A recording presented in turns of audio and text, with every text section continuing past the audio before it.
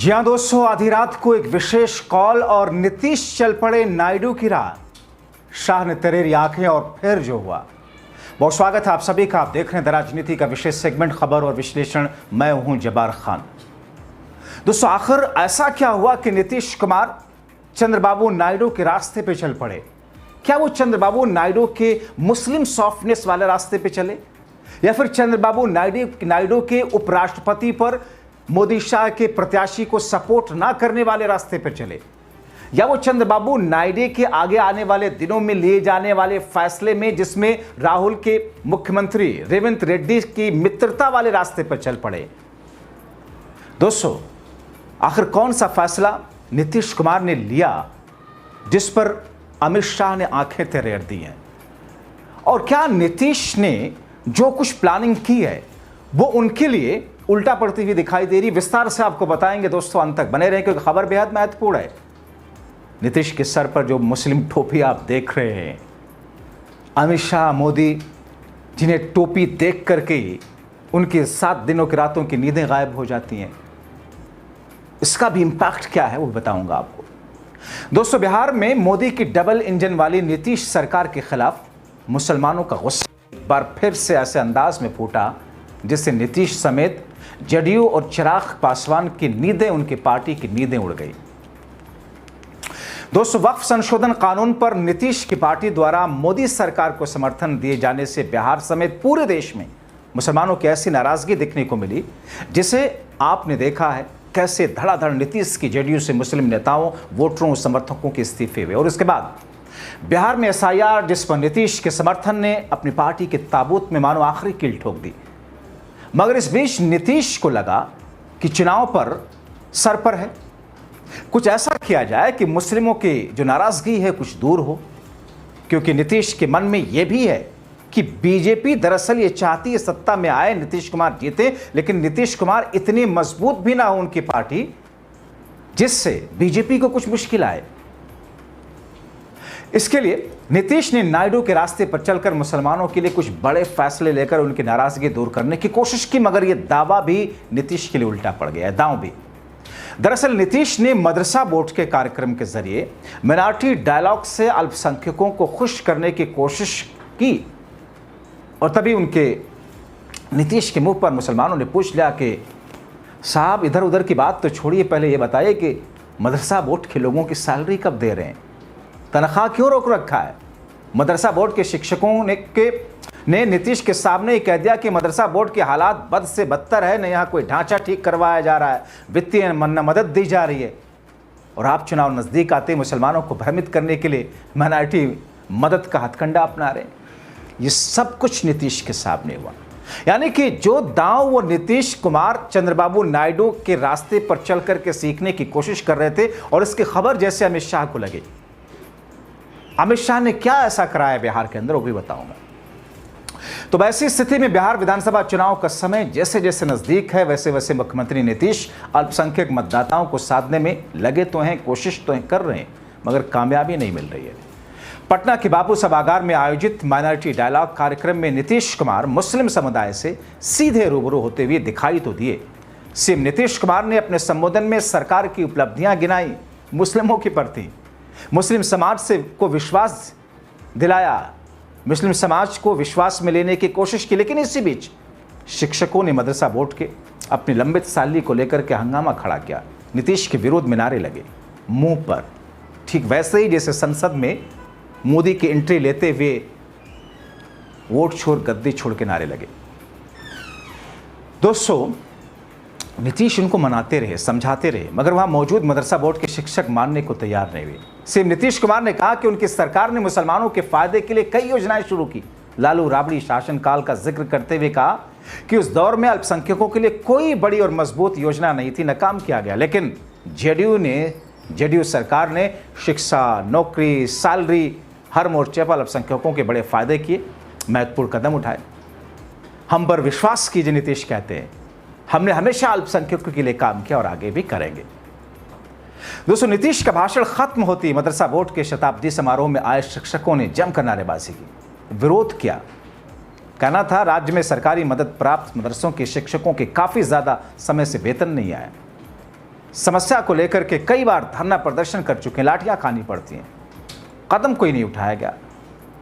जब सरकार हमारे लिए इतनी योजनाएं चला रही है तो फिर हमारी सैलरी क्यों रोकी हुई है?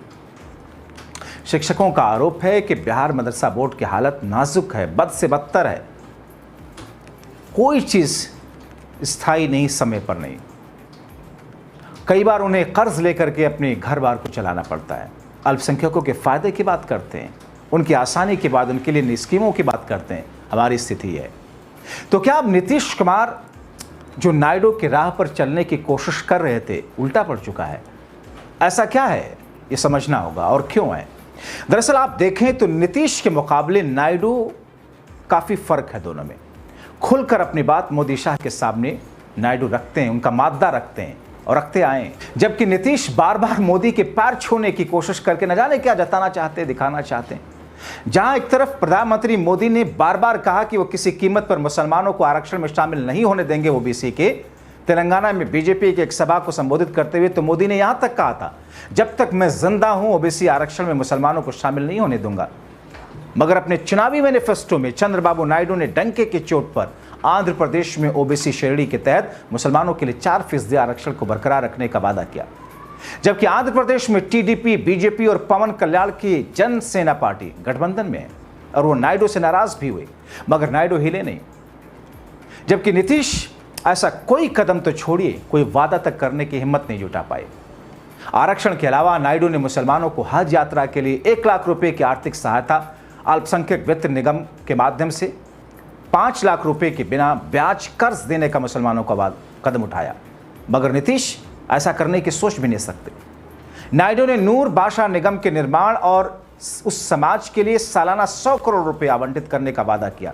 मुसलमानों के बच्चों को स्कॉलरशिप, मस्जिदों मदरसों के रखरखाव के लिए पैसे, मस्जिदों के इमामों की तनख्वाह बढ़ाने के लिए के साथ साथ रमज़ान में मुस्लिम कर्मचारियों के लिए इफ्तार की वजह से जल्दी घर पहुंचने के लिए 1 घंटा पहले छुट्टी का आदेश।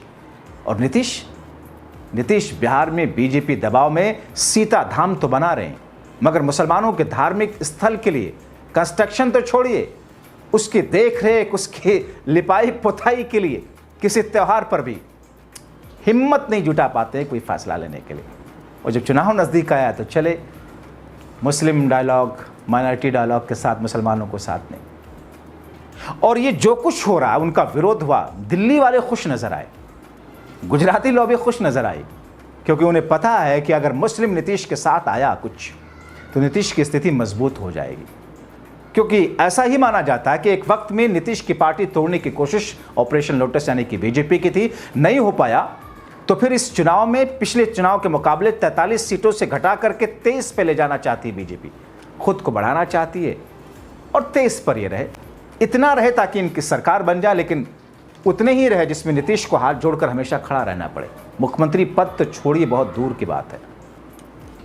हालांकि नीतीश ने नायडू की तरह रमजान में इफ्तार प्रोग्राम नीतीश भी रखते हैं, ईद बकरीद पर खुलकर बधाई देते हैं, मुसलमानों के कार्यक्रम में जाते हैं, उनके धार्मिक दावों में शामिल होते हैं, मगर नायडू की तरह बीजेपी के मुस्लिम एजेंडे के खिलाफ नीतीश खुलकर फैसला ले नहीं पाते हैं। राजनीतिक जानकारों की नज़र में चुनाव से ठीक पहले दोस्तों नीतीश का एक कदम महज विधानसभा चुनाव के मद्देनजर मुस्लिम वोट बैंक पर था। महिला युवा मतदाताओं के बीच कई योजनाओं के ऐलान के बाद अब जेडीयू का फोकस मुस्लिम समुदाय पर है।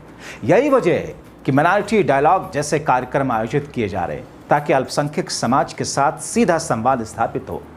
लेकिन मदरसा शिक्षकों का यह विरोध सरकार के लिए बड़ी चुनौती बनकर के खड़ा है। जानकार मानते हैं सीएम नीतीश कुमार के भाषण कार्यक्रम समाप्त होने के बाद वो सभागार के बाहर जिस हिसाब से निकले और जिस तरीके से उनका विरोध हुआ, उनके खिलाफ हंगामा हुआ, वेतन भुगतान की मांग उठी, सुरक्षा व्यवस्था, दूसरे मुद्दे जो हैं वो सो हैं, मगर माइनॉरिटी समुदाय के लोगों ने जिस तरीके का विरोध किया, उस नाराजगी की जो झलक दिखी वो नीतीश के लिए अच्छी नहीं है। तो ऐसे में सवाल ये, अब आगे क्या? आने वाले दिनों में देखना होगा कि सरकार मदरसा शिक्षकों की इस मांग पर करती क्या है और क्या बीजेपी उसे करने देती है। विधानसभा चुनाव से ठीक पहले इस तरह का विरोध जेडीयू की रणनीति पर प्रभाव डालेगा।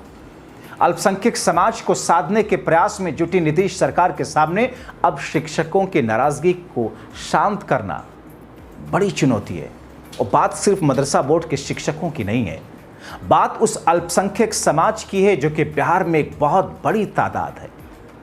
और एक ऐसी स्थिति में जबकि मोदी शाह चुनाव आयोग के कथित मिलीभगत से वोट चोरी के दरमियान बिहार में एक मूवमेंट बन चुका है, एक आंदोलन खड़ा हो चुका है। राहुल गांधी का जलवा बिहार में तो दिख ही रहा है। अब ऐसी स्थिति में नीतीश कुमार जिस तरीके से हड़बड़ा करके सकपका करके चंद्रबाबू नायडू के रास्ते चलने की कोशिश तो की, लेकिन न वो तैयारी है, न वो तेवर है, और न ही वो अंदाज है, न ही वो कलेजा है। क्योंकि जब देखो नीतीश पता नहीं क्या इनको हो गया, मोदी के सामने झुक करके पैर ही छूने की कोशिश करने लगते हैं। गजब अंदाज है। एक सम्मानित व्यक्ति हैं, मुख्यमंत्री 2 दशकों से लगातार लगभग हैं। ऐसी हरकतें शोभा नहीं देती हैं। भले ही वो कहते रहें कि हम तो एक सम्मान के नज़रिए से देते हैं, तो क्या सम्मान करना वो कलेक्टर भूल जाता है जब नामांकन पत्र दाखिल करने के लिए मोदी उसके दफ्तर में जाते हैं और वो अपनी कुर्सी पर बैठा रहता है अधिकारी, और मोदी साहब खड़े होते हैं। वो तो बहुत यंग सा होता है, कई बार हमने देखा है, 25, 26, 27, 30 साल का लड़का, उसके सामने मोदी खड़े हो कुर्सी पर बैठा है। क्या वहाँ अपमान होता है? ये गजब का अंदाज है। दरअसल नीतीश जिस तौर पर उनकी उम्र होती गई और उनके चारों तरफ जो घेरा बना है, जिस तरीके से बीजेपी के स्लीपर सेल के लोग उनकी पार्टी में हाईजैक हो चुके हैं, वो सब कुछ नीतीश के ऊपर ऐसा मानसिक दबाव डाल के रखते हैं जिससे नीतीश कुछ कर ही नहीं पा रहे हैं। आप क्या कहेंगे दोस्तों इस पूरी खबर को लेकर? अपने राय कमेंट बॉक्स में ज़रूर लिखें। अभी के लिए इतना ही, बहुत शुक्रिया।